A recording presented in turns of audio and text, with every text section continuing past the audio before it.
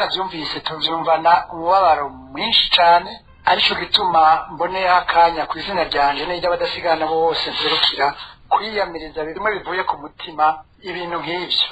Ica kabiri nuko dusaba abajejwe intwaro n'abajejwe umutekano kuko urabona vyabereye ku mugwa mukuru w'intara ko bogerageza bagaha agaciro gakwiye ibibanza vyose birimwo icibutso c'umuganwa utari umugani Rudoviko Rwagasore. Ngomba kuvuga iki? Haba ahandi mu bindi bihugu icibutso c'umuntu yiguze igihugu akirondera intahe yo kwikukira ntibafata ko ari ikibanza gisanzwe, barahubakira vyiza vy'abantu hagasa neza bakahacungera bikenewe kugira ngo ntihagire uwo ari we wese kumvuzi izi canke ziriya canke n'urwaye mu mutwe yose arahaca akahagira ibitagirwa kuko kuba ari ukudaha agaciro uwo muntu yiguze igihugu.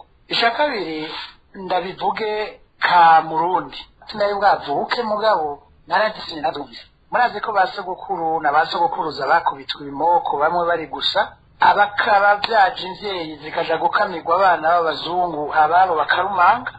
Eka mwarumvise ya ntuze yavugwa ngo zana amagi zana amasoro. Ivyo vyose basogokuru natwebwe tubamuka ko twarabikize kubera uruhara uwo muganwa atari umugani Rudoviko Rwagasore yagize.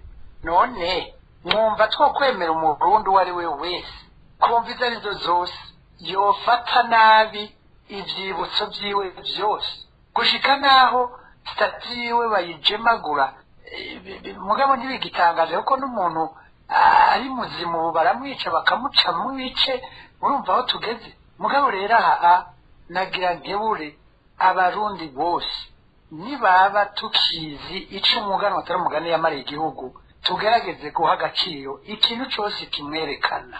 Ingingo y'amajana 337 y'igitabo c'amategeko mpanavyaha co mu 2017 kirategekanya neza ingene umuntu yakoze icaha nk'ico naho yoba yasambuye canke akonona monima canke statu z'umurundi uwo ari we wese mbaye ndereka Rwagasore yiguze igihugu mu kukironsa intahe yo kwikukira arahanwa n'iyo ngingo kuva ku mwaka no gushika ku myaka 5.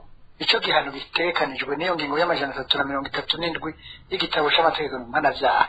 Dusabe rero ko abatware abapolisi abashikiriza amanza bokora ibishoboka vyose kugira tumenye uwo muntu yakoze ico caha hanyuma bamushengeze hanwe hisunzwe iyo ngingo.